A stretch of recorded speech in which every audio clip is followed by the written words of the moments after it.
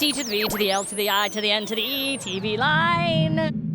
Welcome back to another edition of Reality Check, your weekly deep dive into all things American Idol and The Voice, unofficially brought to you by Caitlin Epperle's Take Me Down. Take me down to the chapel, try to save my soul. I'm Michael Slezak from TVLine.com. I'm here with American Idol Season 6 standout Melinda Doolittle. Sink me deep into a big black hole.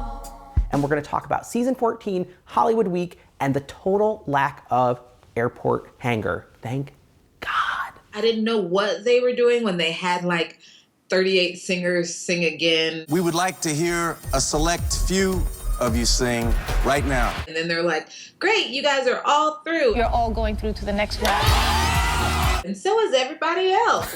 And I was like, what? So you just wasted how much of my time? But once they explained how they were doing it, it made sense to me. And I kind of loved it. You were all among the most memorable from the audition cities, but we wanted to hear you one more time. I loved being reminded of some of these amazing voices.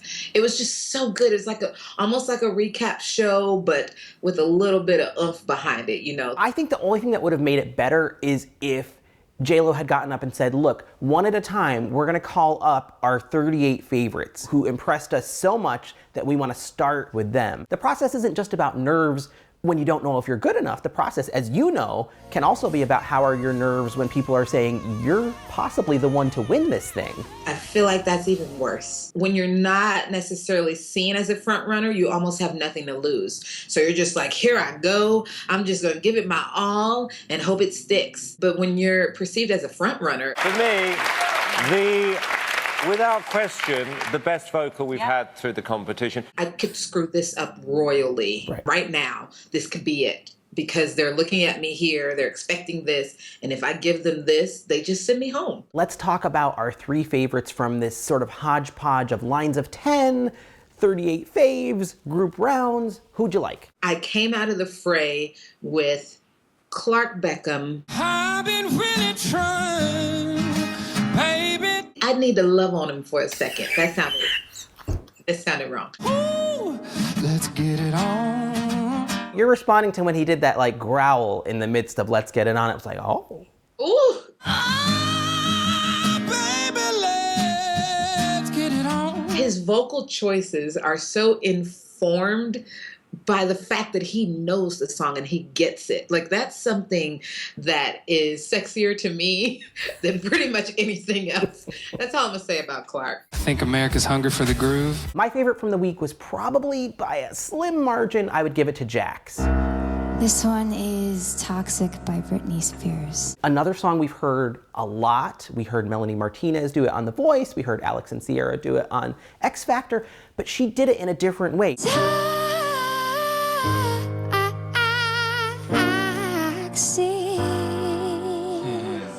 It was a little sexier and more dramatic. There was nothing sort of twee and little about it. Can you feel me now?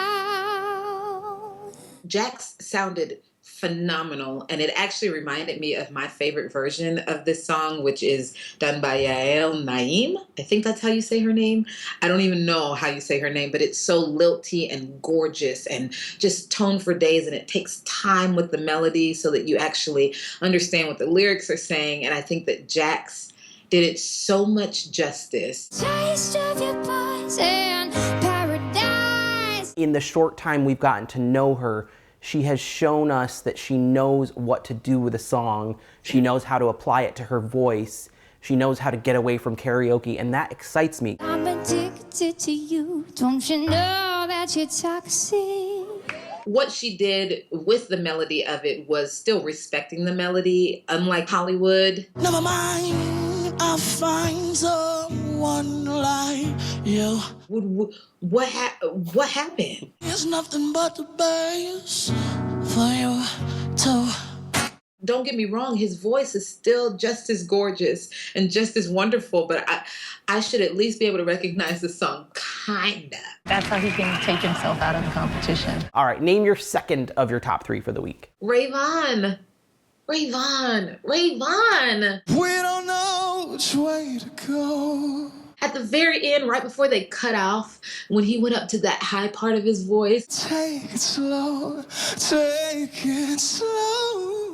the perfect tone and everything just worked. I'd put also in my top 3 for this week, and I have the same feeling about her, is Maddie Walker. Dared me with danger and sparks fly like flame to a paper. Has Maddie Walker hit a single note that was not like perfectly perfect? No. And I was already gone. All right, you want to throw out a third name for me? It's kind of a tie for me between Catherine and Cody Fry. I feel like they could kind of come from nowhere and take it. Yeah, Catherine, you know, I even put in my written recap on TVLine that she was giving me shades of Cree Harrison. Someone, they haven't played up her personality. We've barely seen her speak. So let's do some living. But suddenly she's singing Wild Horses and I'm like, whoa. The phrasing, the way she takes her time with it, she didn't seem to have any nerves. You know, this is a TV show. It's not just an audio experience. So she's got to just look a little more, but she can work on that. Cody's got a beautiful voice. I am a little concerned that he's going to give me Phantom of the Opera next because everything is so drawn out and slow. I'm not denying his talent on any level. I'm just not sure he's serving a dish that I'd order. Phantom of the Opera? I don't even, how do you even get there from that? I mean, you don't have to order this meal. You don't have to order it. But I'm saying that it is the best thing on the menu. That's what I'm saying. Lilac wine. I loved Team Dimples this week. I think I'm gonna put them in my 3rd slot. Ready? Everyone smile. They just pulled it all together in such an exciting, authentic way. They had their little stage moves down, which I know shouldn't really count. It made me wish that each of the judges had a ticket in their hand where they could say, automatic top 24. That would be so exciting. Would. Because then I'd give it to Hunter. So why you gotta be so rude? Don't you know I'm human too? Yes, ma'am, for your tone. Michael thankfully redeemed himself because I did not like his first solo. Yeah, because his solo was very affected. I gotta get this off of my chest and let it go. So breathy, this doesn't even make sense. Why would you do that? Nobody does that naturally. So then you're putting that effect on your voice, and ain't nobody got time for that. No, we are not trying out to replace Nick Carter and the Backstreet Boys. Ooh.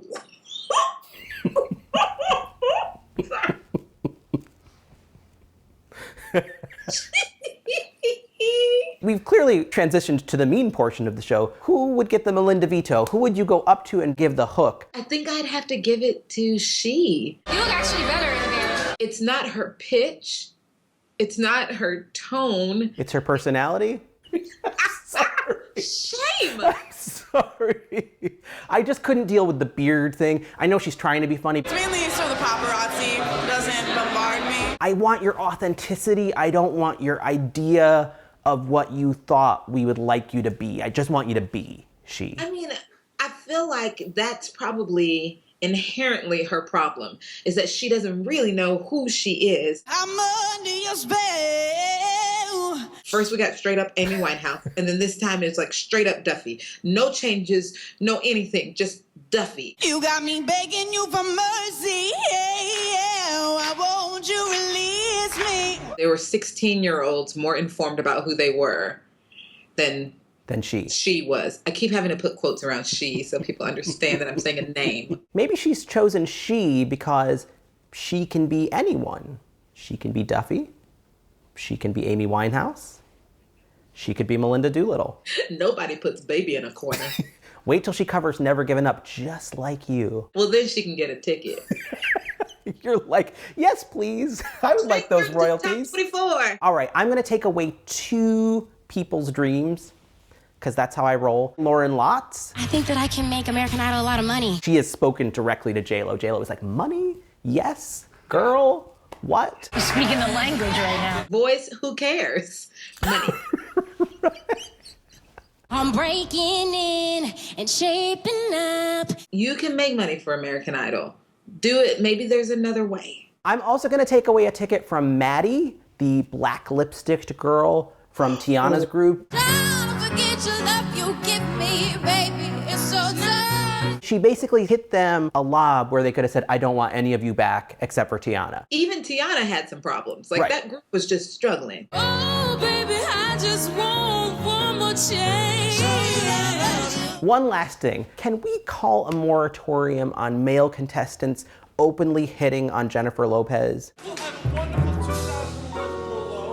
How old are you? I don't feel like that's cool. I don't feel like she should have to ward that kind of stuff off day in and day out. She just needs to be a judge. Do people actually, do they feel like they have a chance because she dated Casper? Maybe we'll try dinner tonight. Steakhouse, wine pairing. Well, she dated her dancer. He's a lot younger. Maybe me. I'm looking forward to J-Lo saying, Ron, here's my digits. Look me in the eye and hear me say, you don't have a chance. So let's not do that. She's not going to give you her number. She's not going to talk to you afterwards. She's not coming back to your room with any wine. None of that is happening. So you have to let it go, please. Also, that 15-year-old child, I want to have heard the last of him, period, but also talking about her in a slightly sexualized way. I can't. I might be 15, but I got the chops. This one's out for you, Jennifer. Somebody must be saying to him over and over, you still want J-Lo's number? Like behind the camera or something. Because I'm like, is that all you have to say? When in doubt, blame the producers. You're probably right. You're probably right.